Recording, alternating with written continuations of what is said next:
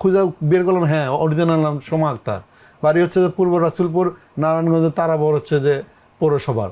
এই মহিলা আসলে যে পরিমাণ মিথ্যা বলে এটা আগে থেকে প্রমাণিত, এবং তারাও এই বিচারটা চাচ্ছে।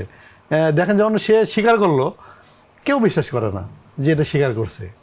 সে যখন স্বীকার করলো যে আমি তোর বউ নিয়ে, এটা কিন্তু আপনারা দেখছেন গণমাধ্যমে, কেউ বিশ্বাস করতেছে না, বলছে যে সে ডেঞ্জার সাইন দিচ্ছে, হেল্প সাইন দিচ্ছে, এগুলো। তাকে এটা প্রমাণ করার জন্য সানি ভাই রাতের 1টা না 2টা 3টা এরকম টাইমের লাইভে নিয়ে আসলো। সে সেখানে বলল যে না, এটা হচ্ছে যে সত্য, আমি মিথ্যা বলিনি, কোনো সাইন দিইনি। এবং সেটা জানার জন্য আমি তাকে পোস্ট করলাম যে আসলে কি সত্য?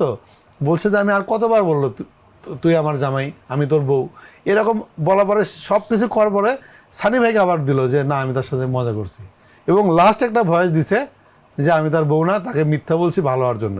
আরে বাবা, আমি তো এখন হচ্ছে যে প্রতিশোধের নেশায় হচ্ছে যে পাগল, তুমি একবার সত্য বলবা একবার মিথ্যা বলবা, এটার দায়ভার তো আমার না। আমার কথা হচ্ছে দেশের জনগণ কিন্তু বুঝে গেছে সত্য না মিথ্যা, মিথ্যা না সত্য। এবং দেখেন 2003 সালে যখন সে বললো যে এসিড দগ্ধ, এই সেই, সোশ্যাল মিডিয়া থেকে আমাকে বললো তার নাম সোমা আক্তার, তার দেশের বাড়ি হচ্ছে বরিশাল, ঠিক আছে, ঢাকায় কুট্টি বলে ঢাকায় এদের অপমান করলো, বিভিন্ন আমার কাছে SMS দিচ্ছে। আমাকে যখনই তার অনুসন্ধান পাচ্ছি আমি তখনই আমি মুভ করতেছি। দেখেন ওইখানে ওটা বের করতে আমার 3000 টাকা খরচ হয়েছে, নিজের ইয়েতে। আমার ভালো লাগতেছে অনুসন্ধানে, আমার এটা পছন্দ সাংবাদিকতা। আমি গেলাম, গিয়ে খোঁজ নিলাম, খুঁজে পাই না, খুঁজে বের করলাম, হ্যাঁ অরিজিনাল নাম সোমা আক্তার, বাড়ি হচ্ছে যে পূর্ব রাসুলপুর, নারায়ণগঞ্জের তারাবর হচ্ছে যে পৌরসভার।